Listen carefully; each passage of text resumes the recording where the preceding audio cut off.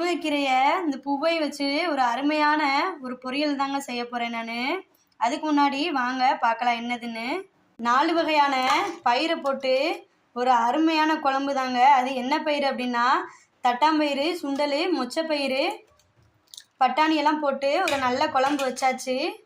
சூடான சாதம் எங்கள் வீட்டில் இன்னைக்கு இப்போ தான் ஆக்கியிருக்கேன். பொரியலுக்கு எண்ணெய் ஊற்றி சீரகம் பொரிஞ்சோடனே வெட்டி வச்ச வெங்காயமும் பட்டை வத்தலும் போட்டு நல்லா வதக்கிக்கலாம். உப்பு, கீரை, காலையில் வச்ச இட்லி மிச்சம் இருந்துச்சு, அதில் 2 ஊற்றி சாப்பிட்றலாம் அப்படின்னு சொல்லிட்டு போட்டாச்சு. கீரை அந்த பக்கம் வேகட்டும்.